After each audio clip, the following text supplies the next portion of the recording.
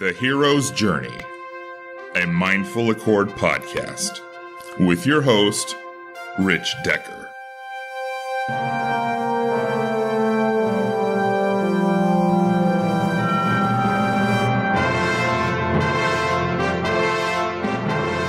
Hello, and thank you for taking some of your valuable time to listen to the show. If you enjoy this show and have been inspired by this episode or another episode, I would encourage you to join our Patreon page. For those who are unfamiliar with Patreon, it's a platform that allows artists and content creators to build relationships with their audience, while at the same time earning enough money to keep providing the content. When you join our community, you will gain access to exclusive content such as live guest Q&As, behind the scenes, and other exclusive offers. And you can join for as little as $1 per month. There's a link in the show notes that'll take you directly to our page. My guest for this episode is Dan Bauman. Dan is a Reiki master, an artist, and a survivor of a near-death experience. Dan spent 2 weeks in a coma, and during that time, Dan traveled to another place. Now, there are many instances of near-death experiences, but what makes Dan's experience so unique is that he returned with 3 lessons that were shared with him that he is now sharing with us. His near-death experience was really the culmination of the abyss stage in Dan's journey, for Dan had a childhood filled with trauma. He was a young gay boy growing up in a small town in Pennsylvania 60 years ago, and there were years lost in drugs and alcohol abuse. I feel fortunate to share this story with you. This is the hero's journey of Dan Bauman. Enjoy. Well, thank you, Dan. Thank you for joining us on the Hero's Journey, a Mindful Accord podcast. I know a little bit about your story. I'm sure you're going to tell us much more, and the life you've lived and the inspiration I believe you will provide to people. But let's start at the beginning of your story. Can you tell us about your childhood and where you grew up and some things that you might have shaped you and perhaps some things that you learned in childhood that you still carry with you today, for better or worse? Sure. I grew up in a little town outside of Philly called Huntington Valley, and it was truly a small town. There was only 103 people in my senior graduating class in high school. Small place. Home life was not that fun. In fact, it was very unfun. It wasn't until I went to college that I really started to kind of find happy at all. Because in college, I could pick my own friends, and when I first heard that expression, you can pick your friends, but not your family, I was like, oh my God, it's not just me, with this crazy family. My parents got divorced when I was about 12. Father remarried a year and a half afterwards. Back then, people didn't get divorced. This was the beginning of that. This was the early 70s. We were like the first people we even knew that were going through that sort of thing. Then a few years later, a lot more families were getting divorced. It was just really unpleasant. And then my father died when I was 15. He got remarried. His new wife had a baby. When the baby was not even a year old, my father died of brain cancer. That was equally, traumatic in and of itself. But what I liked about my childhood is that we grew up with animals. I grew up on a small farm. Horses, chickens, dogs, cats, a lot of stuff running around. I like the great outdoors. I really enjoyed that part of my childhood with the animals. Used to ride horses all the time. And it was a lot of open space, a lot of open space. In college, that's when I started to pick my own people. And that was very liberating for me. And after college, I moved downtown to Center City, Philly. Like, I'd done the country thing growing up. I wanted to do the city thing. And I did. And that was fun. This was the early 80s. I graduated college in, I think it was 82. And late 70s, that's when the punk rock thing started. And that was perfect for me where I was at the time, because I was young and I was angry. God knows what at. It was fun. Living in a big city with the music scene was happening. It was just really happening. Every night of the week, go out and see an awesome band. Like the first time I saw U2, there was only 22 people in the audience. Crazy. Good stuff every night of the week. And that's when I started to come out too. Owning my sexuality and starting to look at that. I had different circles of friends. And my thing about being gay, it was never anyone's problem but my own.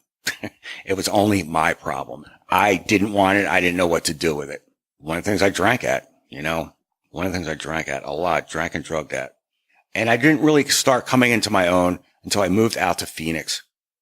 I moved out here in 91, and the mid 90s, that's when I really started to come into my own, know myself much better. When I moved out here, it wasn't my choice. I wound up in Phoenix. This was the last place I would have chosen. But when I left Philly, I knew I was done, and I knew I was ready for something new. And the carrot on the stick that got me out of Philly was I had a place to live and a job in San Francisco. So I moved out there, said goodbye to my life in Philly, which was big. I knew a lot of people, and it was a fun life I had there. Living downtown, South Street. So I moved out to San Francisco area, lived with family, worked for family, quickly realized that wasn't it. And I was miserable. And through a series of events, I just wound up in Phoenix. And after being here for a week or two, I realized this is where I needed to be. This is where God wanted me, here in Phoenix. So I said, okay, here we go. Rednecks, pickup trucks. This was 1991. I settled in. That was before the explosive growth in Phoenix. Correct? Yes. Oh yeah. 1991. It was different. It was a lot quieter. You could really tell the difference in the summertime. It got really much quieter than it did now. Now it's more of a year-round city, but back then it was not at all. You could tell the difference. Summer, winter, people coming down, more traffic. How do you think, just stepping back for a minute to your childhood, how do you think growing up in a small town had an impact on you? How did that affect you think? You only know what you know, and you only know what you're exposed to. And there wasn't many people. There wasn't much going on. What saved me in my high school days was, it was somewhat of an affluent area, and the high school had everything you could think of. And there was a huge art program, ceramics. And I jumped into that head first. That was the good thing going on. It was my art. But small towns are different, like it's the kind of town where, like right now, even though I haven't seen anybody in 50 years, I could walk in, knock on somebody's door. Hey, how you doing? And they invite me in, we can have coffee and shoot the shit for a while. Sure. It's just that kind of a place. Now, with your sexuality in a small town back then, were you aware of it? Were you afraid to come out? I mean, I guess you didn't really do that then like you do now, but what was that like? Oh, it sucked. It was a nightmare. You think you're the only one. First of all, you're the only one. Not only that, what was gay back then? Ziggy Stardust? You're like, fuck, that was not me, Yeah. That was my role model. Alice Cooper, and that's not who I was ever. There was a couple of feminine guys in school, but that's not my thing. So you did not. No, you didn't tell anybody. No, people knew. Oh, they knew. I'm sure they did. Did you suffer some abuse? Oh, nobody ever hassled me. Ever. I'm lucky. Nobody ever hassled me for being gay. Even when I was in the closet, I never got that because I can blend, If you, right. you know how I am. Most people that don't know me assume that I'm straight. I didn't know until I saw you one time in that situation, but I never would have guessed it when I first met you 20 some years ago. Yeah, I blend. Yeah. And I kind of pushed that too because I didn't want that other thing. It's just who I am. Did you date girls back then and all that? Yeah, a little bit. Yeah. A little bit, but I didn't want any of it. And I didn't know what to do. I didn't know what to do. So I did nothing. So and I drank. Yeah, but with your family situation, it's not like you can tear into your parents. Oh God, right? No. There was so much shit going on. That was the least of my concerns. Being right. gay. There was too much other stuff going on. And when I did come out to them, that was 91. After I moved here, like my little sister, she goes, "Oh, great! Now what pop psychologist have you been reading?" She knew I was gay, and my older brother didn't, and my mother didn't. And of course, she blames herself, like, "Oh, I was a terrible mother. It's all my fault." Like, shut up. Did you know when you were very young? Yes. You knew right away. Always knew. Yeah. Always knew. Right. Well, I mean, everybody that I know that's gay, they know it from the time they can first know things, right? Oh yeah, I always knew. Yeah. Always knew. And it was the label was wrong. Right. So you hide from it. You don't accept that part of yourself. So I know you mentioned like Bowie and Alice Cooper, but there was the whole Andy Warhol thing going on and the thing going on in New York. Was that appealing to you? Did you look into that or? When I was in high school, we didn't go downtown much. I was on my own most of the time.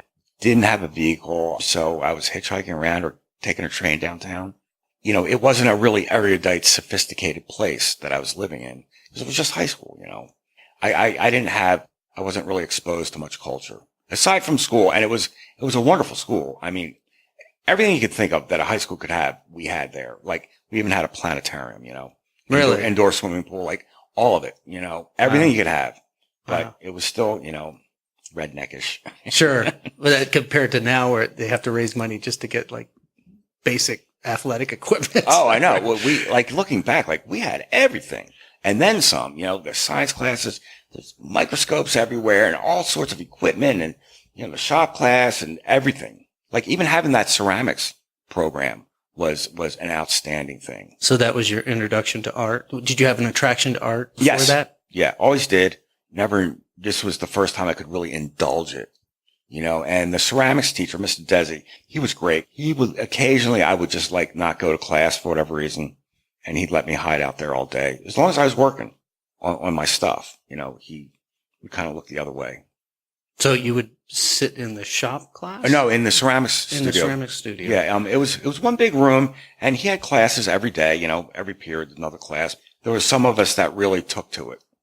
Right. And really went with it. And he was the guy, man. He really let me indulge that part of myself. And I'm glad he did. So when you talked about Philly with the emerging punk scene in the early 80s. Yeah. So you got to see all the bands like Black Flag and all that. Oh my God. All of them. Cause that was the Washington DC area. So they would come down to Philly a lot too, right? Well, it was, Boston, New York, Philly, DC, and tons of good bands. But remember, Sid and Nancy, that movie? Sure. Well, Nancy is from my town. Oh, really? Her From your little town? Yeah, her brother. Is it really? Yeah, I swear to God. Her brother Dave was in my first period Spanish class when I was a junior. And I remember when they came to the States in 78. And I was like, so what's he like? And Dave was just like, whatever. But Nancy Spuggan, she was a bad seed. She was my older brother's age. She was bad news from the get-go. Oh, she was? Yeah. Even back in high school? Yeah, I had never met her.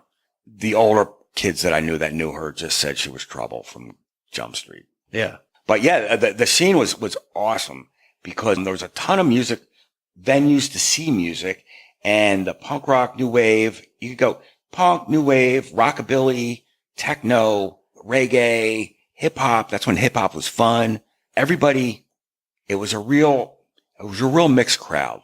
It was a very diverse crowd. If you were into the new music, and at the time hip hop was new music, everybody was welcome. So you could go to a punk show and then go to a hip hop show, and it's cool. Oh, it's all good. It's all good. Yeah, that'd be exciting. That's quite a culture there. Oh yeah, it was a very exciting time.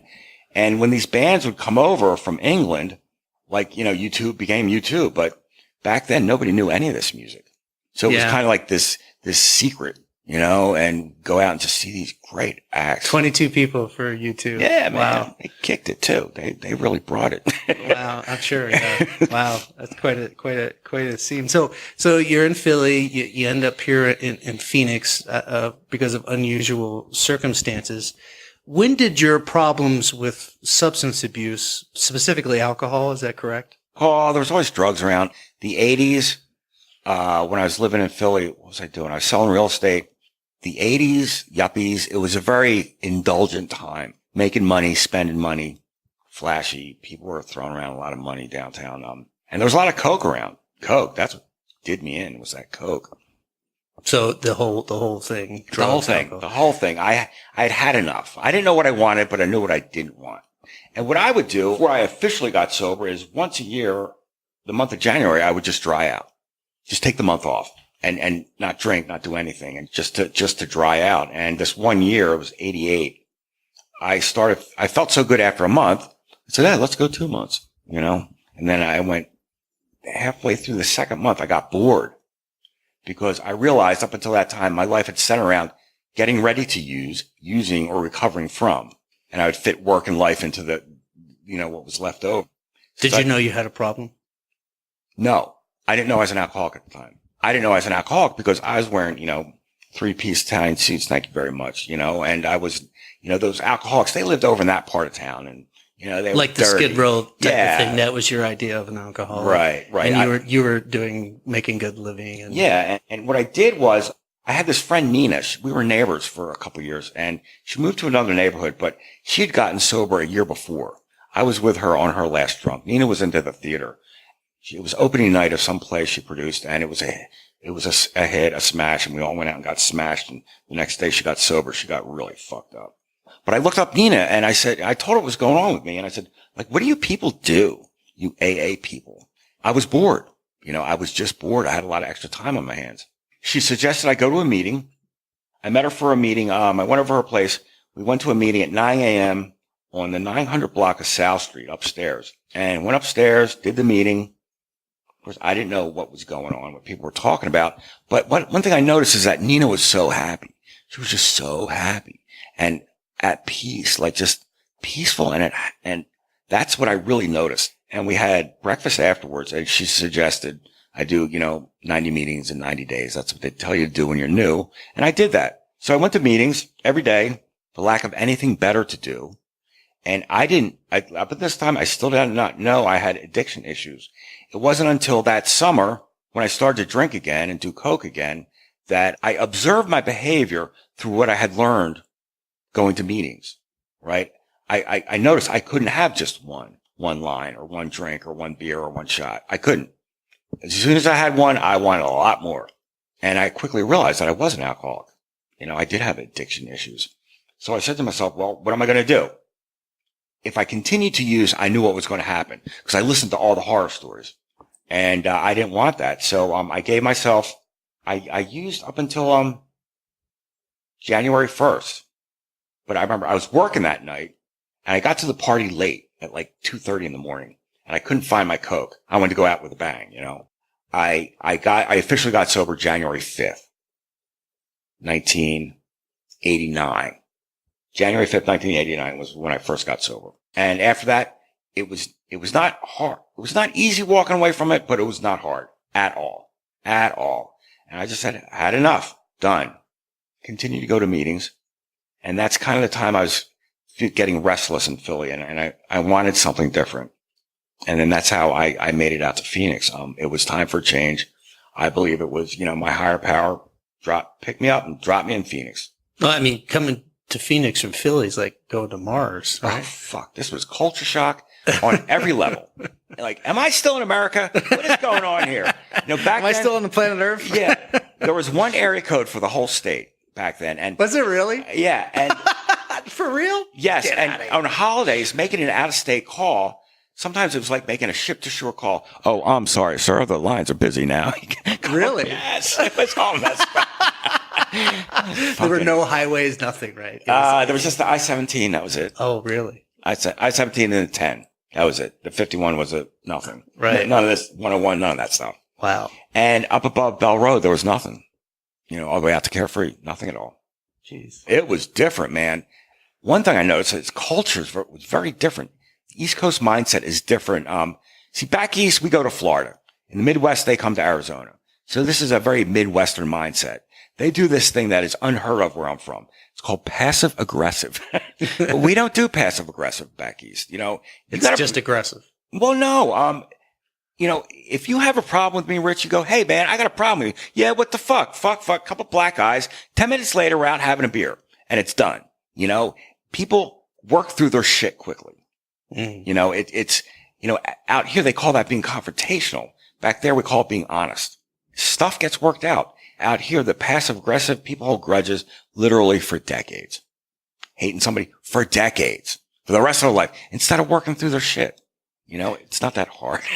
Well, so when you were getting sober, were you still angry? You still had some anger issues? Oh my God. Yeah, I was very angry. Yes. Yeah. Oh my God. Yeah. I was pissed off.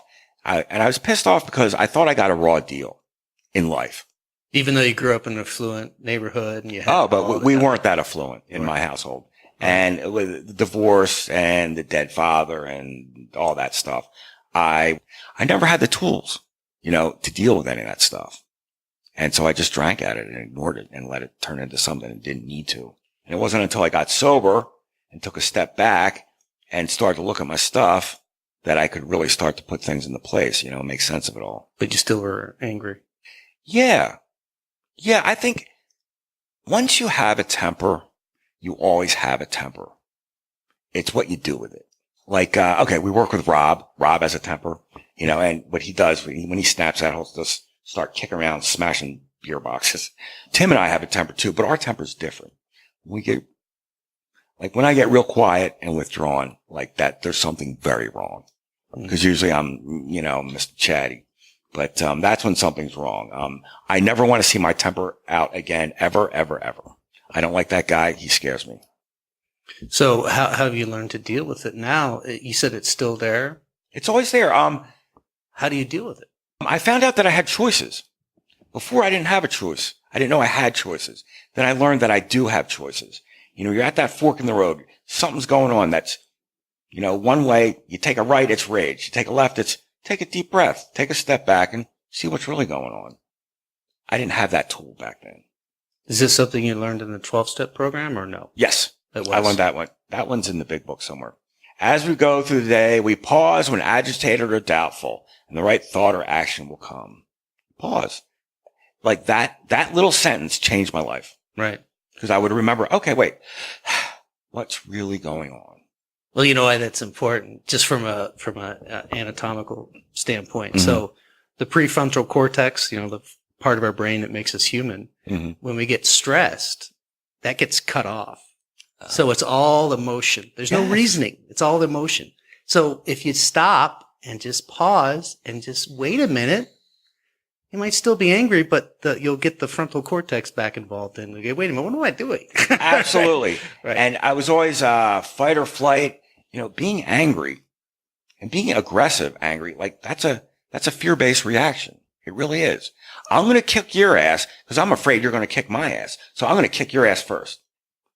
That's yeah. And what's to be so angry about? I mean, I know you felt like you got a raw deal in life, but honestly, I mean, compared to like someone in Africa, I mean, we're living with kings, right? Oh, totally. Totally. So it's interesting that the perspective and the culture. So let's get back to, so you come out to Phoenix and, what was your life like then? I was brought out here to slow down, detach from my old life and start a new life and to get in touch with my spiritual side. And that's what I did. I met this guy, Dave. We started playing house together and he was in the same place on his spiritual path. And we had met this woman. Her name was Melody Adams, Touch Hearts woman. Melody is a Native American medicine woman. And we started hanging out with her for a couple of years. What the shaman does in traditional cultures, they have several purposes. One is like a day-to-day counselor type, but also big rites of passage, ceremonial stuff. And we went deep with her. I mean, really deep. Melody's worked very well in tandem with the program. A lot of the religions and spiritual systems, they all say the same thing. What they say is, within the program, you pick your own God. They say, okay, this is God. You dedicate your life to this thing, right? Then what you do is you take a step back and you look at your stuff. You look at your bullshit, your issues. You take a look at your issues. You own it. You transcend it. Once you transcend your BS, then you get some enlightenment from that. And you turn around and you help other people. Melody, Dave and I, we're not together now as partners, but we are closer than brothers. And we get together once a week, every other week. We have lunch and Melody's name always comes up in conversation and we're both doing our thing separately and together. It's a very supportive type of friendship. Where's Melody today? She is, I think in Minneapolis, Minnesota, somewhere up there. And Melody's deep, man. She's like the real deal. She's deep. Do you have any contact with her now? Contact is different. See, something she taught me is that we're always in contact. Everything is connected. I'm connected to the air, to the table, to the floor, to you, to the water over there. Everything is connected. Part of the illusion that we break through is the feeling of the belief that we are disconnected from everyone and everything else. And we're not. Everything. So if I really needed to get a hold of her, I could call her, but also I could just think it in my mind. David's done that to me tons of times where he won't call me. He'll just get in my head, and eventually I'll just, what do you want?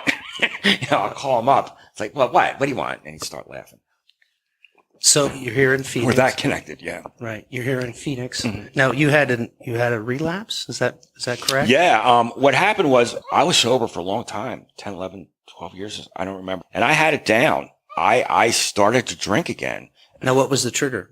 Or was there a trigger, or you just thought, I'm okay. I'm just a normal guy. I can do this.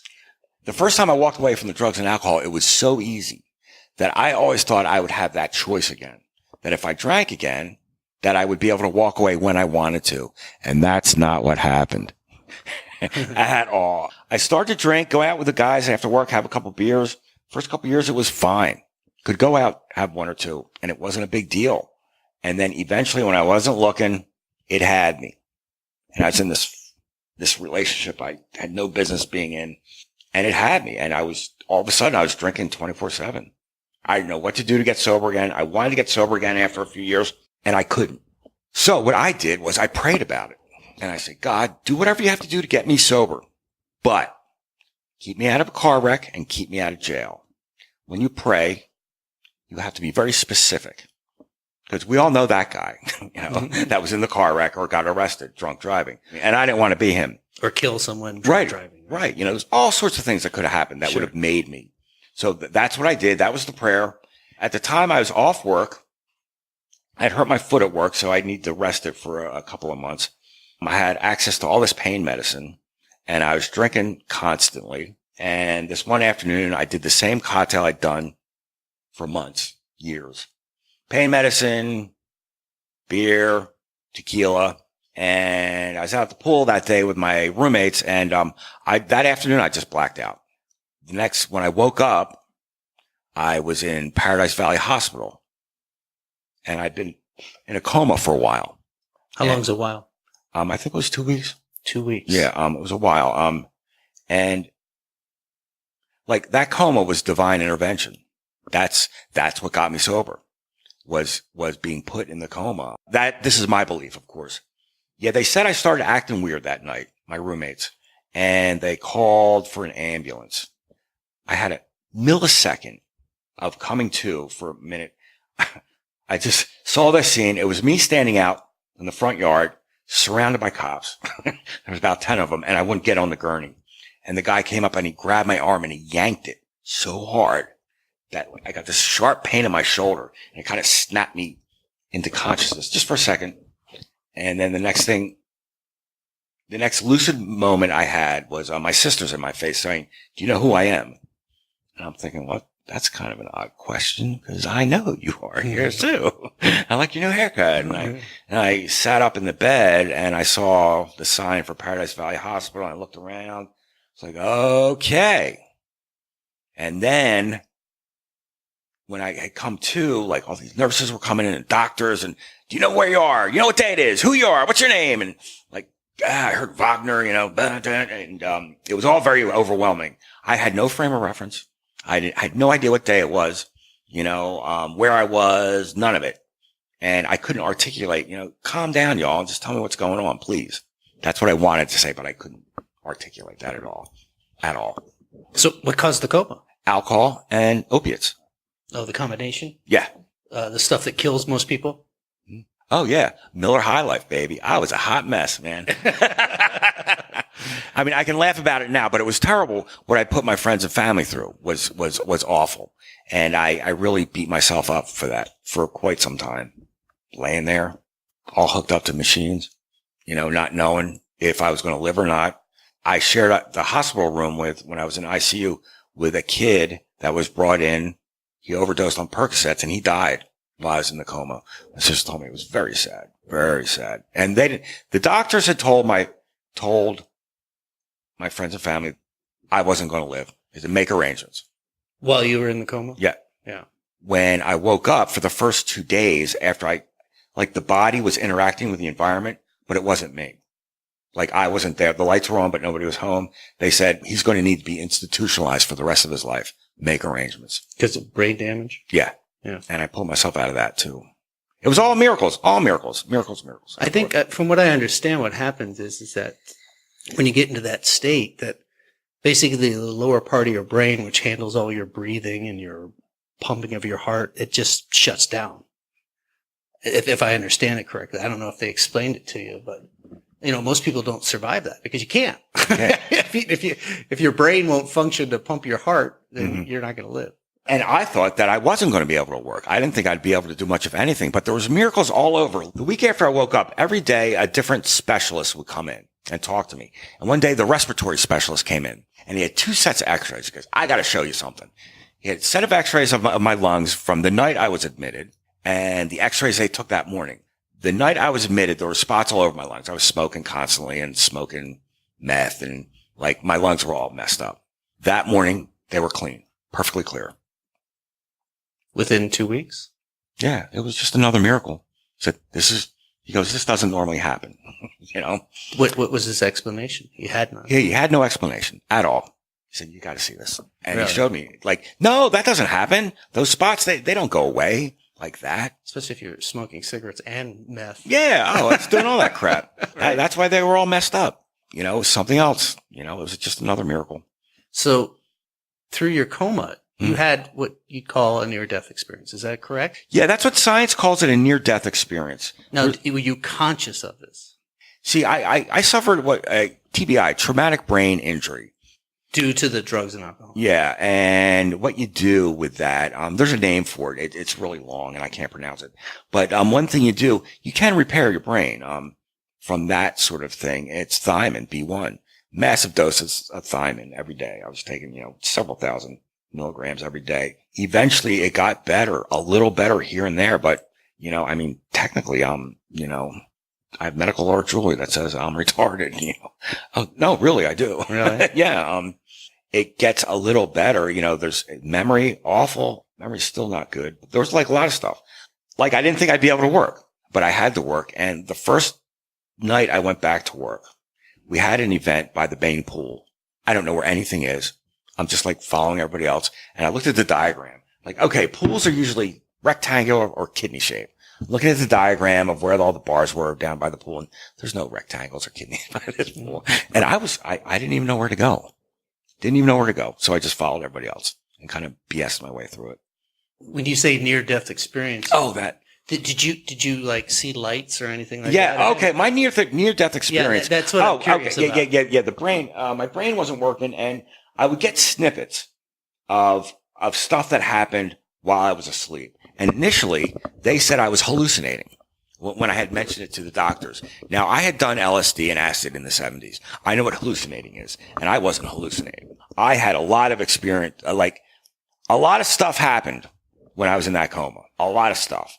I had a lot on my plate when I got back, and I kind of shelved it all, because I didn't have the time or the energy to really look at that, at everything that happened when I was in the coma.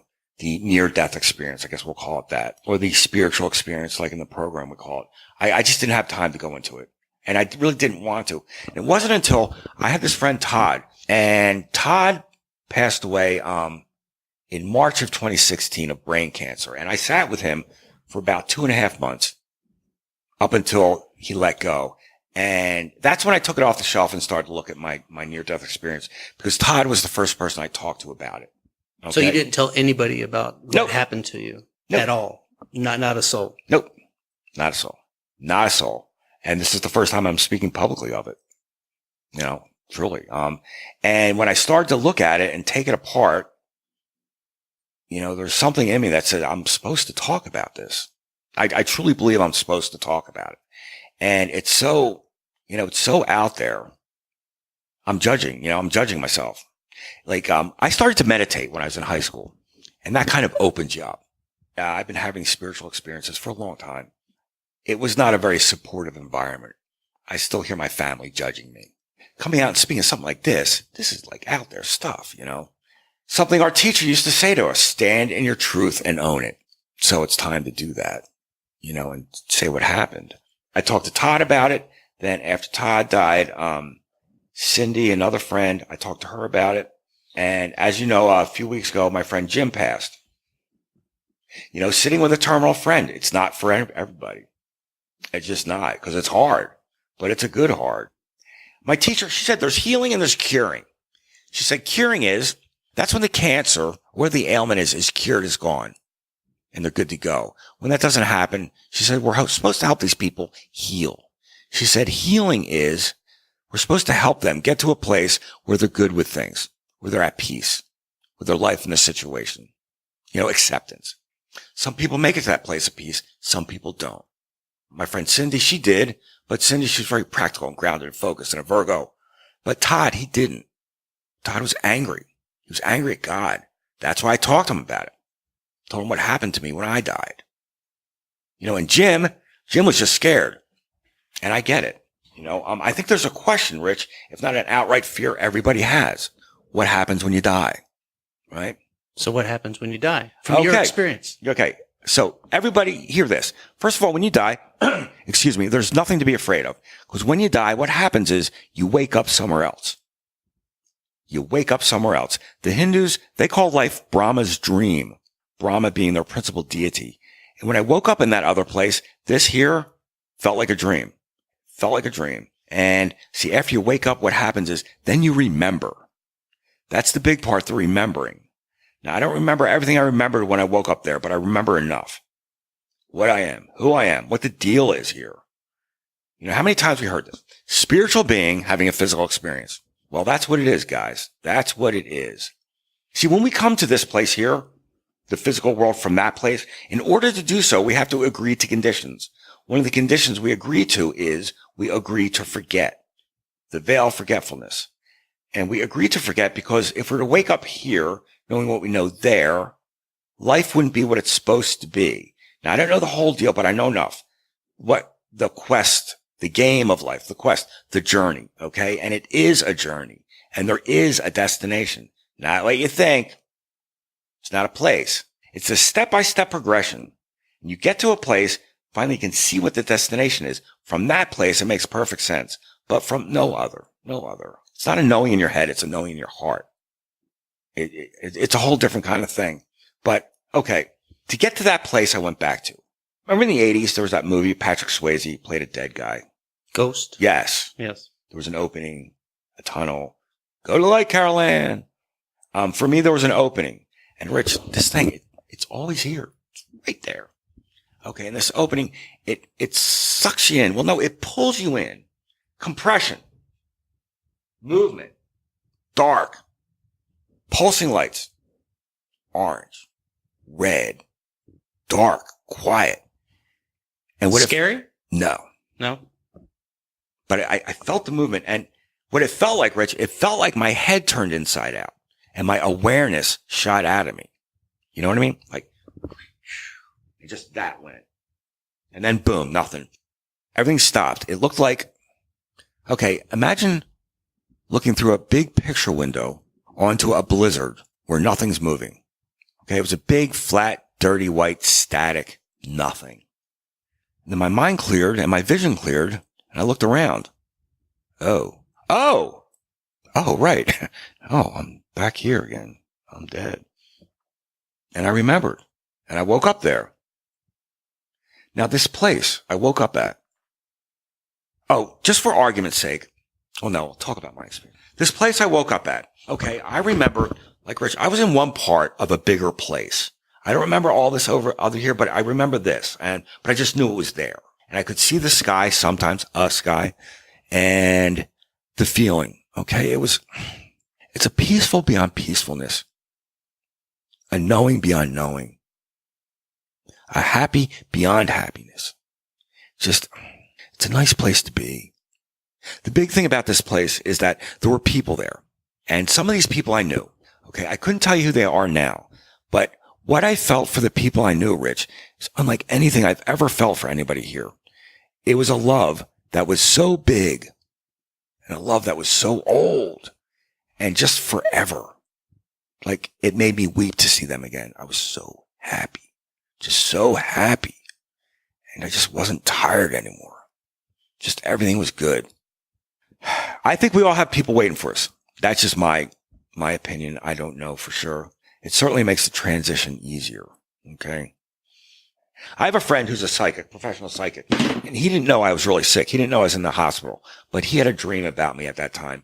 He told me I chose to come back. I don't remember that part, But what I do remember, the message is this. Okay, we come to this place from that place. Like I said, we agree to conditions, but also we're given like tasks. We're given jobs to do, a job or several jobs to do. Okay. This time, this place, spiritual being having a physical experience. There's two sets of things we're all supposed to do. The first set are unto the individual. And that, Rich, I'm supposed to do a set of things that's different than what you're supposed to do. Okay. Now this has a lot to do with our passions, those things we love to do, but also with, our occupations, what we've chosen to do. Ideally, the one and the same. Now I paint. I'm an artist. That's a no-brainer, but that's not how I make my living. See, I know I'm supposed to be talking to people. I know it. So I have a job where I get to do that. Now, is that the best job for that thing? It doesn't matter. Choices have been made. But what does matter is that I get to do the work at work. And I do. What is the work? When we use the word work, capital W, that's anything you do that brings yourself or somebody else closer to spirit. Meditating, praying, hiking, going to a meeting, helping a little old lady across the street, making somebody laugh. That's all part of the deal. I'm supposed to do something that's different than you're supposed to do.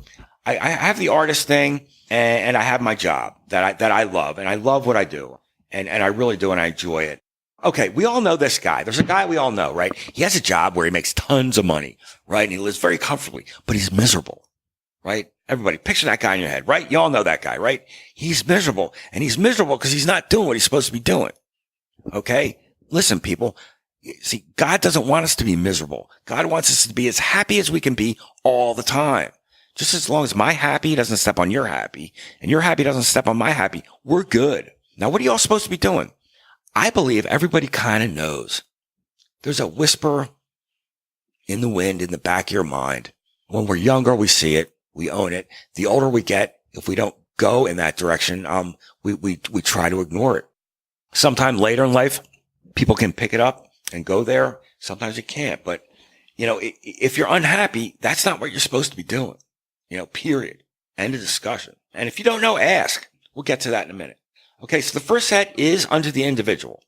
The second set, this time, this place, spiritual being having a physical experience. There's three things we're all supposed to be doing here and now. Okay. There's three of them. First one. Okay. We're supposed to be working with creative energy. It's not what you think. When we hear the word creativity, we think of art, right? Well, not in this context, okay? Because many of us are working with creative energy in this way in our occupations. Many of us are working with creative energy in this way as we go through our daily lives. Example. Okay. Example. Rich. Okay. You're all new to this podcast thing. And as you're putting it together and you're trying to make it happen, I'm sure there's been moments where you were stumped. Like, what do I do next? How do I do this? Right? Where you didn't know what to do. Right? Every day. Right. So every day. So we've all had this moment where you sit back and you say, what am I missing?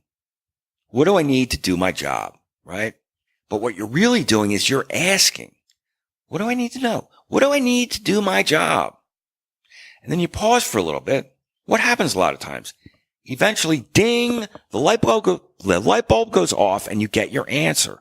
And when that answer comes, it feels good too. It does. It's soft, it's subtle, but it does feel good. That aha moment. We've all had them, right?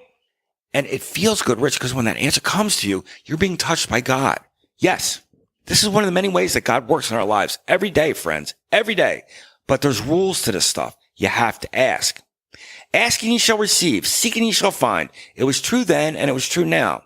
Now, like we discussed earlier in the program, we say, as we go through the day, we pause when agitated or doubtful and the right thought or action will come. Same thing. Same thing.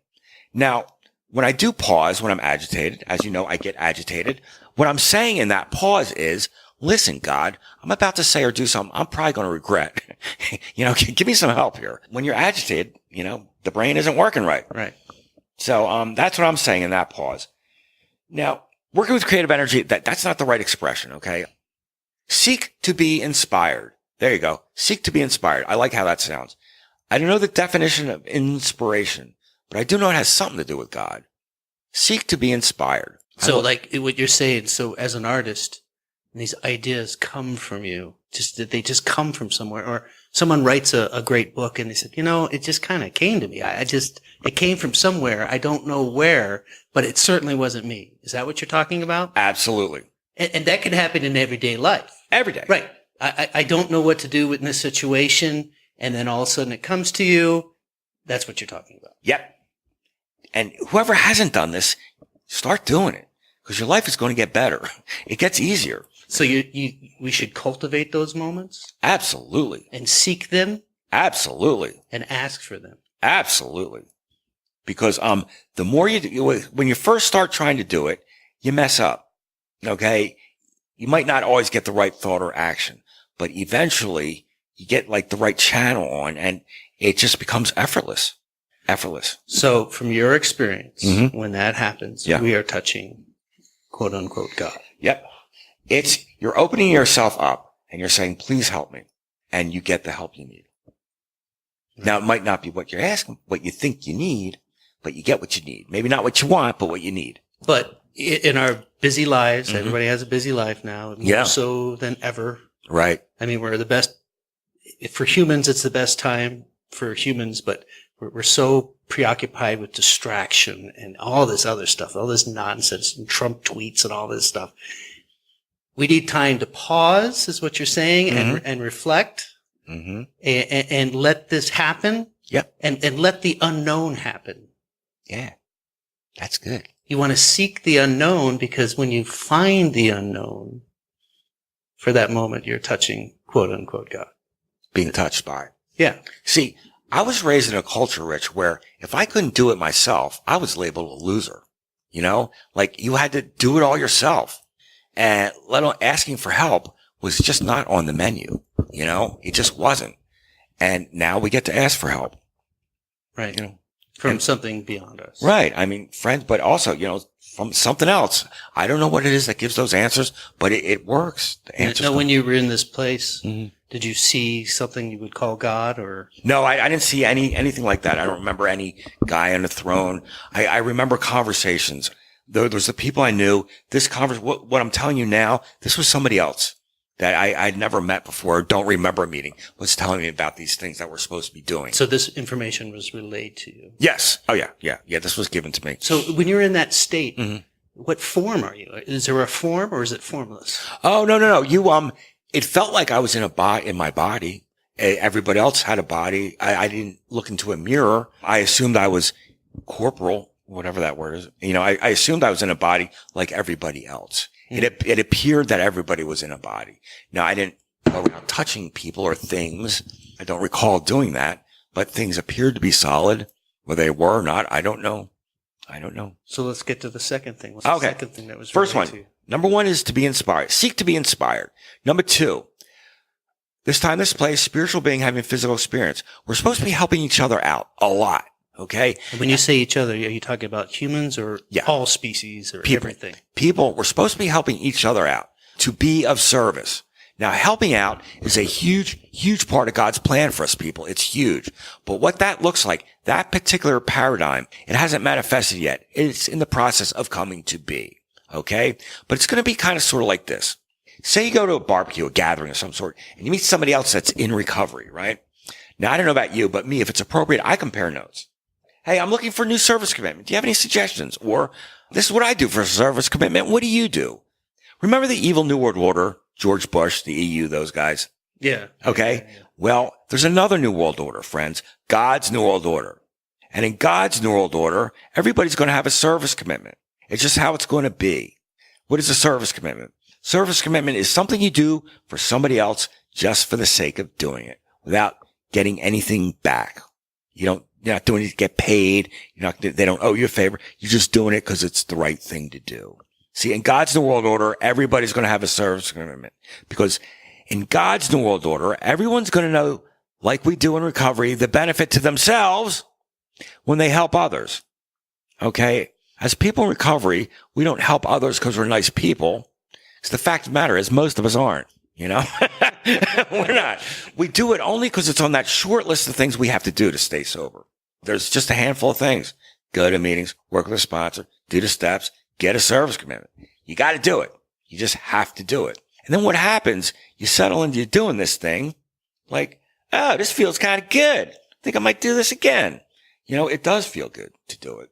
It's not, the service commitment is just not going to be something that bored retired people do. Okay. Or people on work release. Everybody's just going to do it to be of service.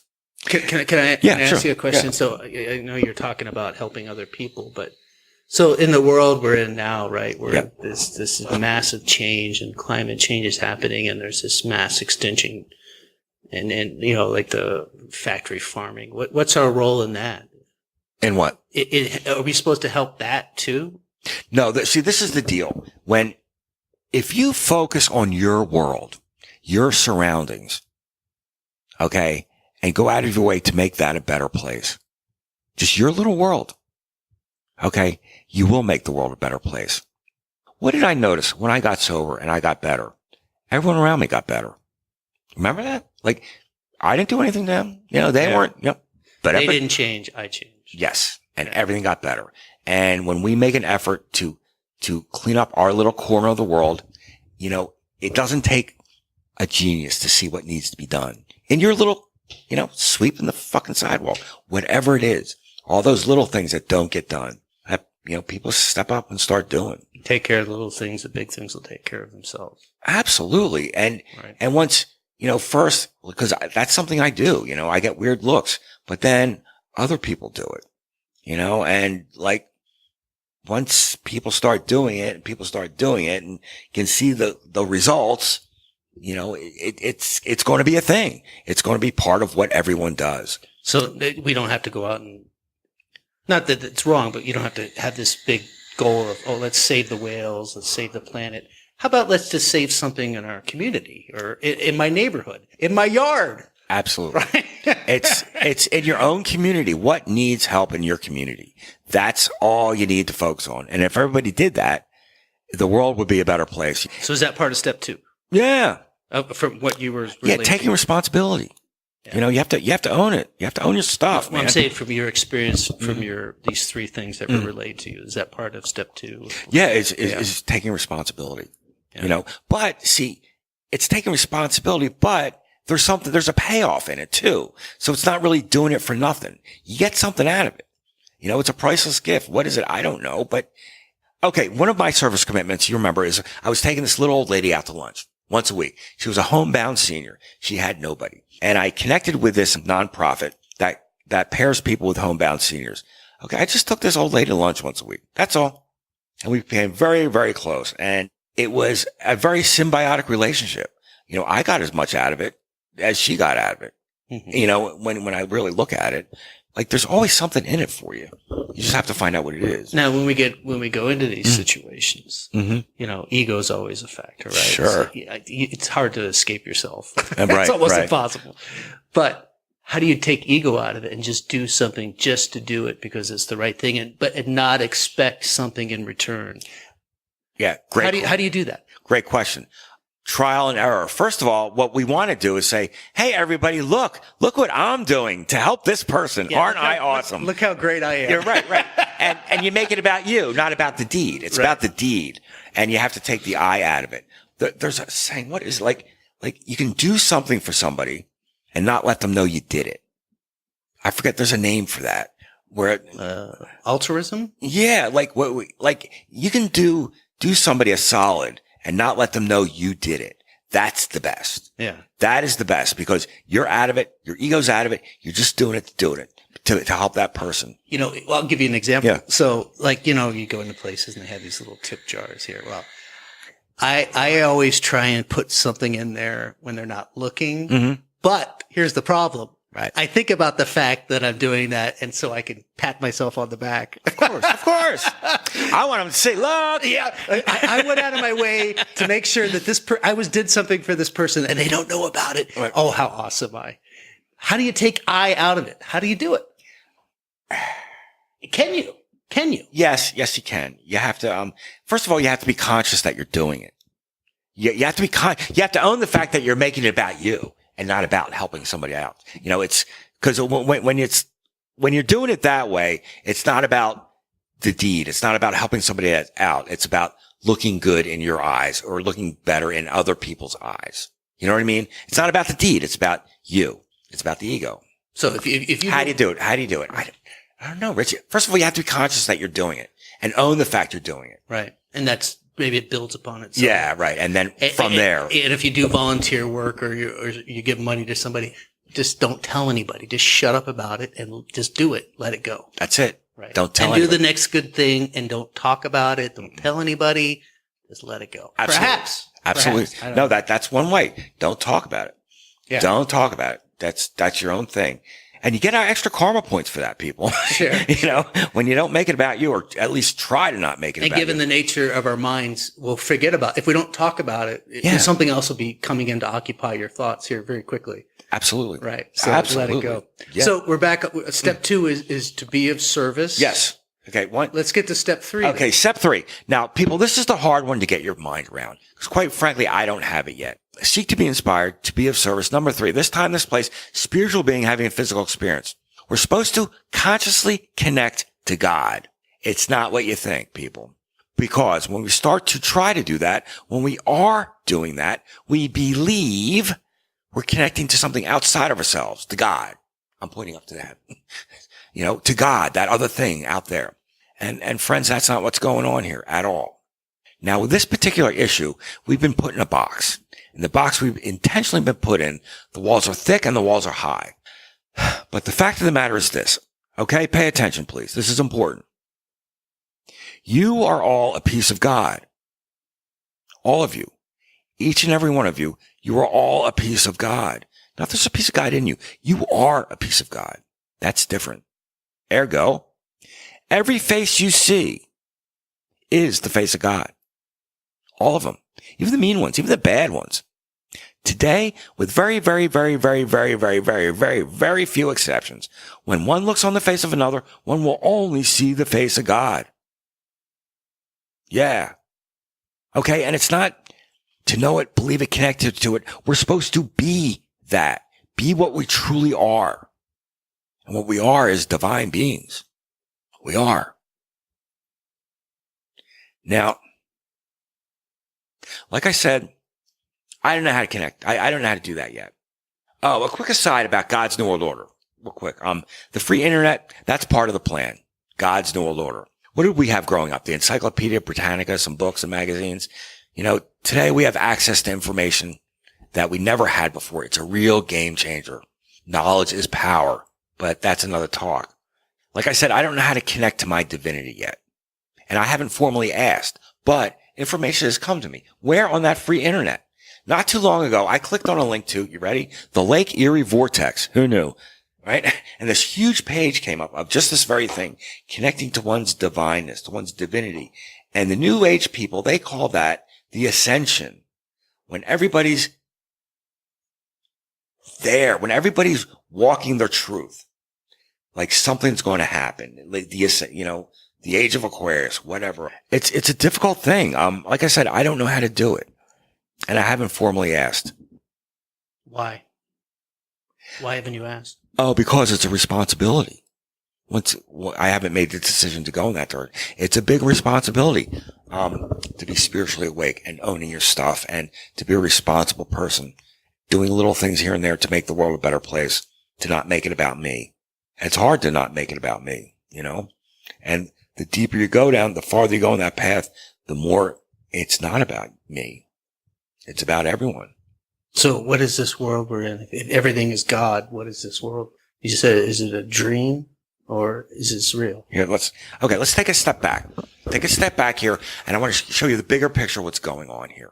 Okay? Now, Rich, in our language, we have a word that means the totality of everything in the third dimension. That word is universe, right? Universe means everything.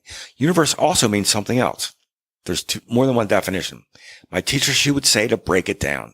Universe, universe. It's 2 words. Uni means one, verse means song. One song. The literal meaning of everything that is one song. A plus B equals C, right? Well, if everything is one song, who's singing that song? Good question. There was an author. His name was C.S. Lewis. He knew who was singing that song. Mr. Lewis, he was born in 1890. I don't know. the C.S. Lewis guy, he wrote a series of 10 children's books that were called The Chronicles of Narnia. Now, for those of you that don't know, The Chronicles of Narnia are about a family of British children, and they go to this magical land called Narnia, where they meet a lion god of sorts. And the stories are about their adventures together. Now, in one of the early books, the children go with the lion to this place that in the ground, there's portals to other worlds. Okay. They all jump through this one portal and they come to a world. It's kind of like their own, but it's all dark and creepy. They have their adventure and they come back. They jump through a second portal and they come to a world where nothing exists but blackness and potential. Just see it in your mind's eye now. See blackness going on forever and ever. Then the lion, he starts to sing a song. As he sings this song, this world comes to life before their eyes. The sky, the mountains, the grass, the birds, the trees, the rivers, the streams, the fish, the butterflies, all of it. They're watching it happen. When he's done his song, this world is up and running. People, buildings, commerce. That's what we are.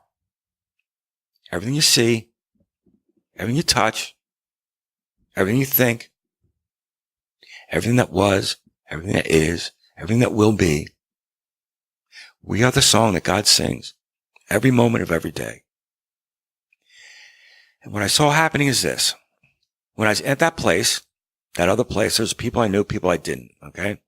There was this other guy there, kind of, sort of, and he showed me a movie, kind of, sort of, what's supposed to happen with us. And it went like this. You've heard the expression to wake up spiritually. Okay, people, it's happening all the time. Well, people are also waking up to their divinity, to their divineness. Now, more and more people are going to wake up to their divineness. Eventually, critical mass will be hit. And then in a moment, everyone will be awake. And everyone will be walking that truth. And then,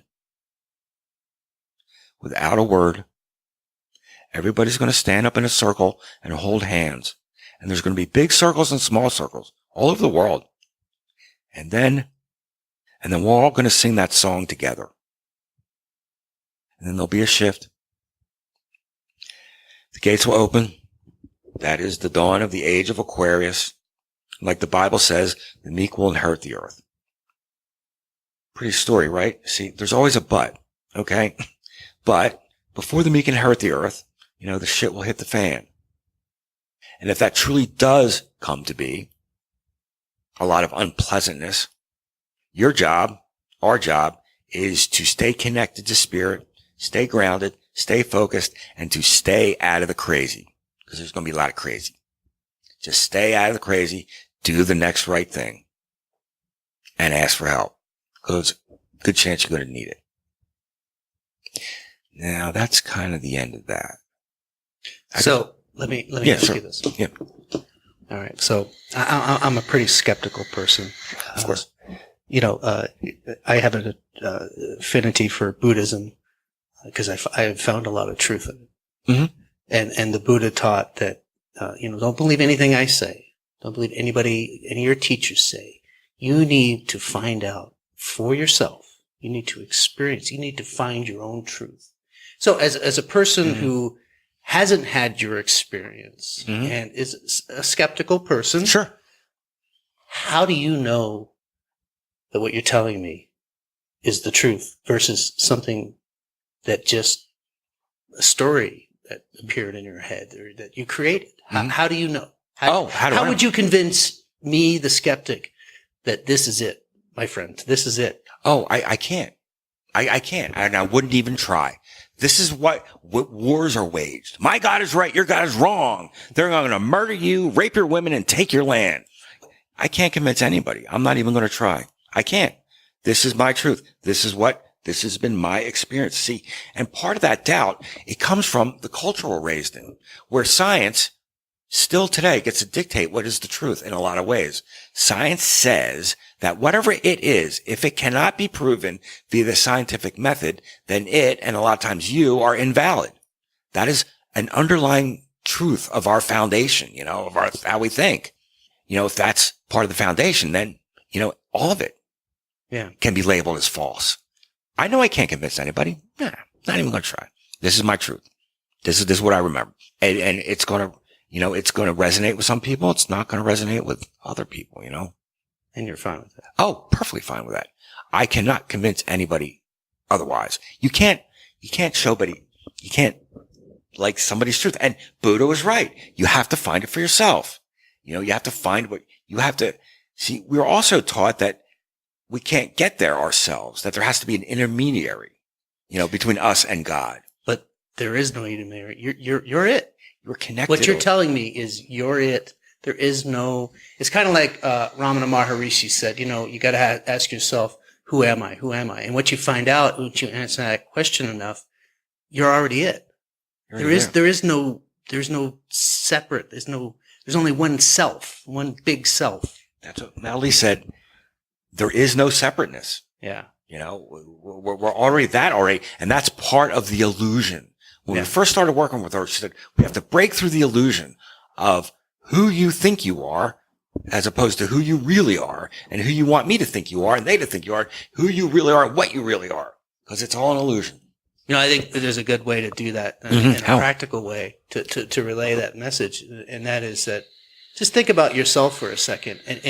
And right now I would like you to, get control of your liver and, I want you to stop your liver for a moment. Right? Right. Well, guess what? That's not going to happen. Right. It's a part of you, but you have no control over it. But everything's interconnected, right? Without your liver, you couldn't live. But the same thing goes for everything outside of you, right? You have no control over any of it, but everything is interconnected. Yep. Nothing, quantum mechanics teaches us, one of the things it teaches us is one of the bases for reality is that this thing exists only in relation to the other thing. Right. Right? I love it wouldn't exist. Yeah, right. So there is no separateness. Now, that when the guy cuts you off in traffic or the gal or fuck you. Right out the window, pal. Right out the window. Not one with the universe right now. Fuck you and your mother.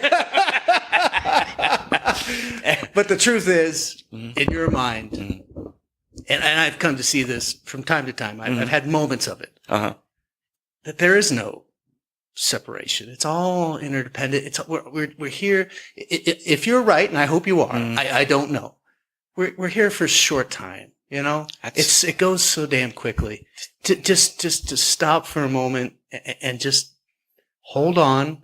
The angry words will pass. The sadness will pass. But just try to enjoy the moment because they go quick, man. Chill the fuck out. Yeah. It's because when you really can step back, it's all, what is that? Rule 82. Don't take yourself so important. Yeah. And it doesn't matter if life's a song or a dream.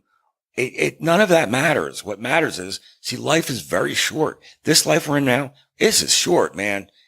70, 80 years and the last 10, nothing, suffering, that's not a lot of time. It's not a lot of time. And now I'm on, I turned 59 in June. So this summer I'm going to be 60. Whoa. Yeah. Whoa. I got things to do, and that's where I'm at now. Like I've had things to do that I have to get to because I know if I don't get to these things, when I wake up in that other place and I'll be like, God damn it. God damn it. Cause I know, some things I have to do. So what is your mission? Okay, let's do this. When I got back, I was different. Okay. I was real different. And I felt so different on the inside that I just thought by default I would look different on the outside after this coma thing. And it's been very challenging, very, very challenging, especially with a brain injury. I mean, very challenging up until a few years ago. But what I learned through that dark time, that hard time, was the secret of being happy. For the longest, for a few years, there wasn't a whole lot good going on, enjoyable going on in my life. So what I learned to do was focus on the handful of good things that were happening and pour gratitude into that and not ignore, but don't focus on the unpleasant. Okay. Focus on the good. Don't focus on the unpleasant. Because whatever you're focusing on, you make it bigger. The secret to being happy is gratitude. about 2 months after I woke up from the coma, one morning I woke up and it was the first time I was in a bad mood. Woke up on the wrong side of the bed, no reason. And I caught myself and I looked in the mirror and said, no, not having it. That's when I realized being happy is a choice, Rich. It's a choice we make 1,000 times a day. And it's all about perspective. You can always find the dark side.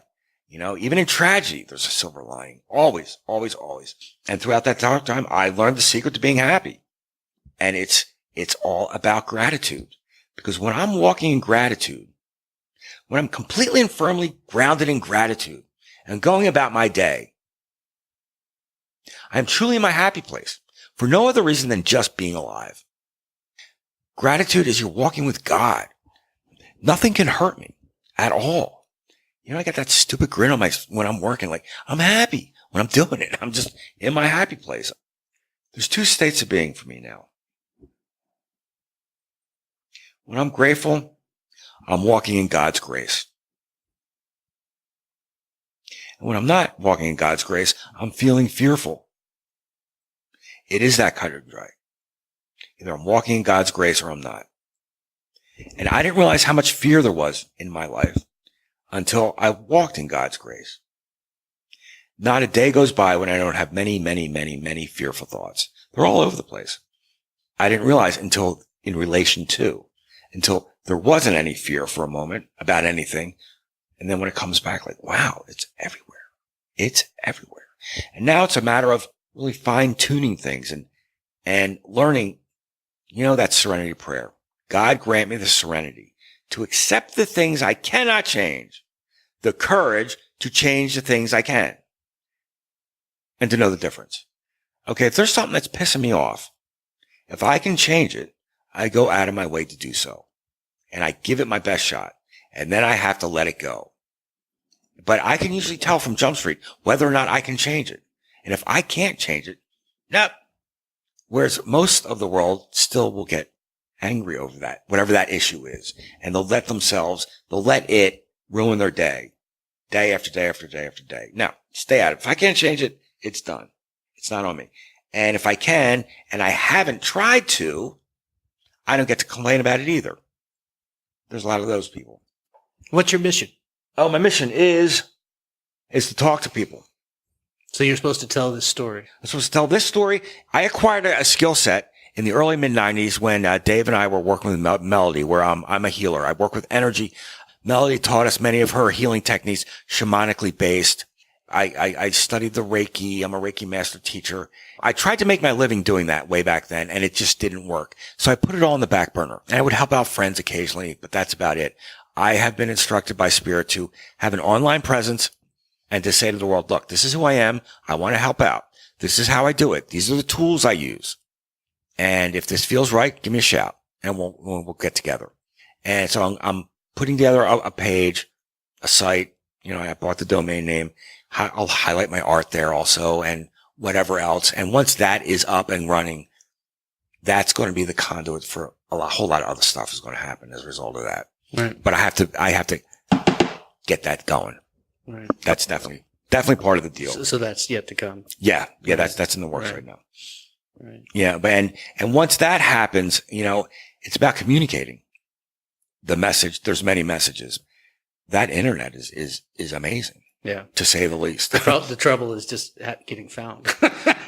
Like, for example, podcasts. There's 500,000 podcasts. Right. How do you get someone to listen to this one? Right. I'm still trying to figure that out myself. See, and what I have found, like when I realized that I was supposed to have an online presence, I don't know anything about that. Nothing at all. But I know how this works. When I'm given a task by Spirit, which I believe this is what it is, I know first I have to commit to it. Right. And then after I commit to it, it all comes to me, what I need to know. The evening I committed to, I said, okay, I'm going to do this website thing. The first conversation I had the next day was with a person who said, oh, you're going to do that? Well, I go on GoDaddy. You should go to GoDaddy. GoDaddy has, you know, and I got the answer. I have to go GoDaddy. That was the answer to that question. Now, as soon as I get all the copy written, what I want it to say, then the guy's going to show up that's going to put it all together for me. Yeah. I know it. So you're going back to step one. Yeah. Yeah. Finding that through the unknown. Yep. Oh yeah. Seeking, yeah. It's been proven to me time and time again. Yeah. When I need it, it'll show up. And I've even done it like, I don't know, when I moved in here, I needed a microwave oven. The next day I'm doing my laundry. Oh, there's a microwave oven, in the laundry room, little stuff like that. It shows up. You ask, you let it go, forget about it. And then the answers will come. They always do, but you have to pay attention. Well, that's a good message. Do you have any parting words? Don't worry. Be happy. Life is short. It's very short. If you don't know what you're supposed to be doing, what you want to be doing, get in touch with me and, we'll sit down and talk about it. If you're really serious, there's more to life. And all I know is I'm the luckiest guy in the world. Okay. And I am. And thank you very much. And I hope somebody out there got something out of this. I went to a lot of strange places there, but, it is what it is. Like my teacher would say, stand in your truth and own it. And this is my truth. Well, thank you, Dan. Thank you for being on the show. Thanks for having me, Rich. Thank you again for listening. And please leave any comments or suggestions. We're always looking for ways to improve our show and make it the best show it can possibly be. Visit mindfulaccord.com, where you can find additional episodes and you can follow our blog. We give some helpful information on mindfulness, meditation, and just ways to manage our everyday stressful lives. And most importantly, if you know of a friend or a family member that would benefit from this story, please share it with them. Until next time, I'm Rich Decker.